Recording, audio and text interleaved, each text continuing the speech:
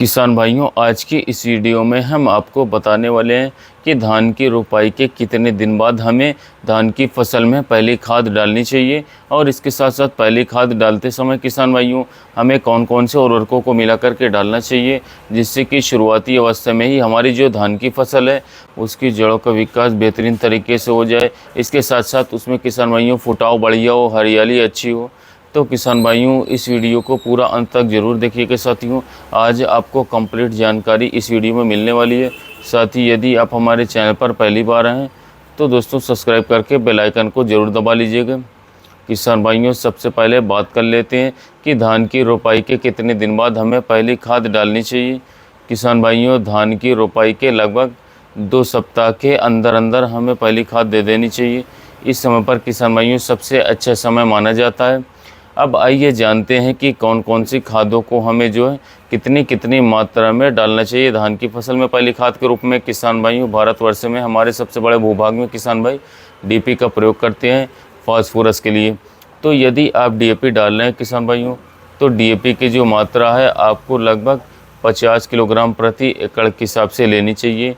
साथ ही में किसान भाइयों आपको जो है इसके यूरिया भी मिलाने हैं, उसकी मात्रा आपको दोस्तों लगभग 20 से 25 किलोग्राम प्रति एकड़ के हिसाब से रखनी होगी, क्योंकि थोड़ी मात्रा में किसान भाइयों यूरिया डीएपी में भी पाया जाता है और अलग से अगर आप 20 से 25 किलोग्राम मिला देते हैं तो कंप्लीट न्यूट्रिशन हो जाता है। और इसके साथ किसान भाइयों एक बहुत ही महत्वपूर्ण पोषक तत्व है, वह है पोटाश। तो पोटाश को भी किसान भाइयों आपको डीएपी में ही मिला करके डाल देना है। पोटाश की यदि हम मात्रा की बात करें किसान भाइयों, तो एमओपी पोटाश जो 60% वाला आता है, यदि उसका प्रयोग आप करते हैं तो लगभग आप 20 से लेकर के 25 किलोग्राम प्रति एकड़ के हिसाब से डाल सकते हैं। किसान भाइयों, बहुत सारे किसान भाई ऐसे हैं कि जो पोटाश का प्रयोग शुरुआती अवस्था में नहीं करते हैं, जिसका खामियाजा किसान भाइयों उन्हें बाद में भुगतना पड़ता है। तो आपको पोटाश ज़रूर डालना चाहिए। यदि आप पोटाश नहीं डालते हैं किसान साथियों, तो आपकी जो बालियों में दाने हैं वो कम बनेंगे, जो बालियां हैं वो आपकी खाली रह जाएंगी और आपके धान के जो दाने हैं वो पतले और कमज़ोर हो जाएंगे। तो आपको पोटाश भी किसान भाइयों ज़रूर डालना है। और यदि किसान भाइयों आप जो है डीएपी नहीं डालना चाहते हैं, आप पहले खाद के रूप में किसान भाइयों एनपीके 12-32-16 का प्रयोग करने जा रहे हैं, तो साथियों यह भी एक बेहतरीन विकल्प हो सकता है। इसमें किसान भाइयों 12% जो है नाइट्रोजन आपको देखने को मिलेगा। इसके अलावा 32% तक किसान भाइयों आपको फास्फोरस देखने को मिलेगा। इसके साथ साथ 16% इसमें पोटाश पाया जाता है। तो यह एक कंप्लीट खाद है किसान साथियों। इसमें अलग से आपको सिर्फ 12 से लेकर के 20 किलो प्रति एकड़ के हिसाब से दोस्तों यूरिया को मिलाना है। बाकी किसान भाइयों आप इसका प्रयोग कर सकते हैं, इसका भी रिज़ल्ट काफ़ी ज़्यादा बेहतरीन मिलता है। अब कुछ किसान भाई हमारे ऐसे होते हैं जो कि सिंगल सुपर फॉस्फेट खाद का प्रयोग करना चाहते हैं। इसका भी प्रयोग किसान भाइयों आप कर सकते हैं, डीएपी इसके साथ साथ एनपीके 12-32-16 की जगह पे। सबसे पहले जानते हैं इसमें पाया क्या जाता है। इसमें किसान भाइयों लगभग 11% सल्फर पाया जाता है, 19% तक किसान भाइयों इसमें कैल्शियम पाया जाता है और इसके साथ साथ फास्फोरस इसमें 16% तक पाया जाता है।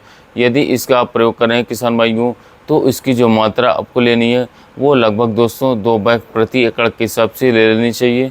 और इसमें किसान भाइयों आपको लगभग 30 से 35 किलोग्राम प्रति एकड़ के हिसाब से यूरिया मिलाना है दोस्तों।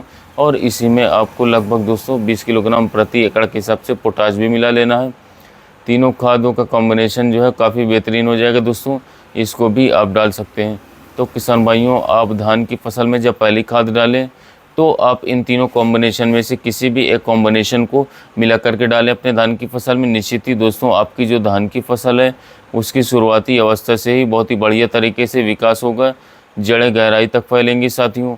और इसके साथ साथ आपकी जो धान की फसल है वो हरी भरी रहेगी और इसके साथ साथ अच्छे से कल्ले आएंगे। और इसके साथ साथ किसान भाइयों आपकी जो धान की फसल है वह गिरेगी भी नहीं और उसका तना भी काफ़ी मजबूत होगा।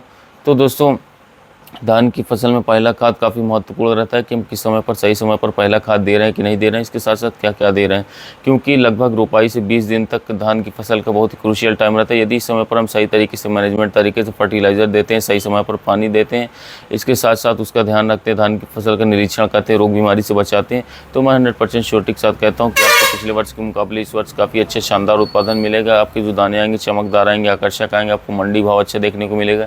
उत्पादन भी 20 से 25% तक बढ़वार देखने को मिल सकती है। इसके साथ साथ साथियों आपको जो कल्लों का फुटाव अधिक मिलेगा, पौधे हरे भरे रहेंगे, लंबे समय तक ग्रीननेस में रहेंगे, जिससे कि आपको कोई अन्य चीज़ देने की आवश्यकता नहीं पड़ेगी। तो दोस्तों धान की फसल में आप इन कार्यों को यदि कर लेते हैं, सबसे बड़ी बात कि सही समय पर रोपाई के बाद पहला खाद उपयोग कर लेते हैं, तो मैं 100% श्योरिटी के साथ कहता हूँ आप अच्छा खासा लाभ धान की खेती से ले सकते हैं।